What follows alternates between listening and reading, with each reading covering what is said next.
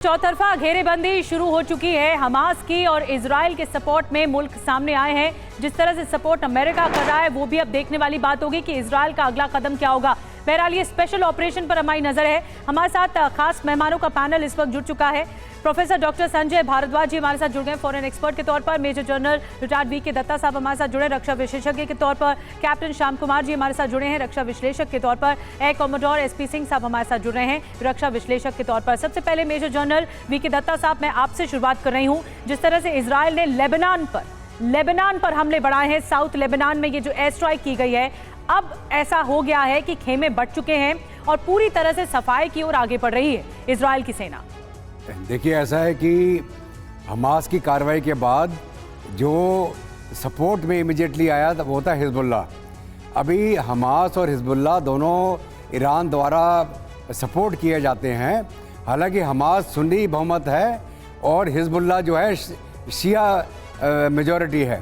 तो ईरान, क्योंकि हमास और हिजबुल्लाह दोनों इजराइल को दोनों तरफ से नॉर्थ और वेस्ट की तरफ से उसको घेर सकते हैं, तो इनका इस्तेमाल किया गया इजराइल के ऊपर हमला करने के लिए। अब जब हिजबुल्लाह वहाँ पे एक्टिव हुआ, उन्होंने रॉकेट भी लॉन्च करे हैं, आर्टिलरी का भी फायर किया है और ड्रोन अटैक भी किया है।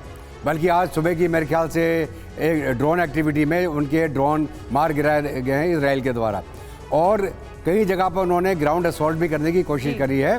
इसके चलते इजराइल अभी आज के समय चारों तरफ से, चाहे वो वेस्ट हो, चाहे ईस्ट हो, चाहे नॉर्थ हो, चाहे साउथ हो, सब जगह से कोई भी हमला अगर आएगा उसके ऊपर, तो उसके लिए उसने पूरी तैयारी कर ली है, चौतरफा तैयारी की है। और जैसे कि आप सूचना दे रहे हैं कि आज सुबह की तस्वीर है, लेबनान बॉर्डर भी रडार पर आ चुका है इजरायली डिफेंस फोर्स के, जो इसकी सेना है। एक और बड़ी खबर जल्दी से बता दें, इजराइल की वार्निंग पर यूरोपियन यूनियन का बड़ा बयान आ गया है। उत्तरी गाजा पूरा खाली करना असंभव है, ये यूरोपियन यूनियन कह रहा है। EU का बहुत बड़ा बयान है ये। कल यूनाइटेड नेशंस की तरफ से भी बड़ी बात कही गई। अब इजराइल की वार्निंग पर कि 24 घंटे में खाली करना होगा पूरा उत्तरी गाजा, इसको लेकर असंभवता जताई है, असंभव बताया इसे यूरोपियन यूनियन ने। और एक और बड़ी खबर इस बीच बता दें, अमेरिका ने इजराइल से ग्राउंड ऑपरेशन रोकने को कहा है। लोगों के निकलने तक इसे रोकने को कहा गया है कि हमला रोक दीजिए। ये यूएस की तरफ से संकेत दिए गए हैं। अमेरिका ने कहा है कि ग्राउंड ऑपरेशन अभी जो चल रहा है, जो टैंक्स देखने को मिले, जो जमीनी लड़ाई देखने को मिल रही है, उसे फिलहाल कुछ देर के लिए हॉल्ट रखना होगा, यानी उसे रोकना होगा। और जब तक लोगों का पलायन शुरू नहीं हो जाता, लोग नहीं पूरी तरह से सेफ जोन में आ जाते।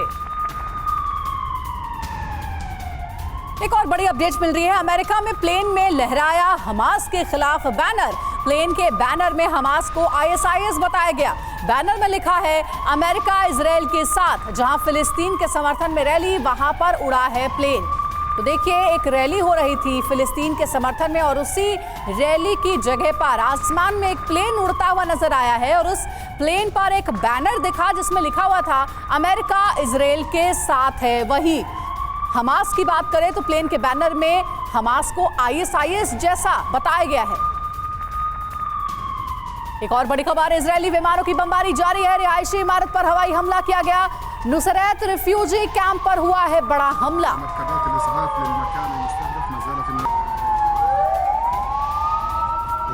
वصلت مركبات الإسعاف للمكان المستهدف، ما زالت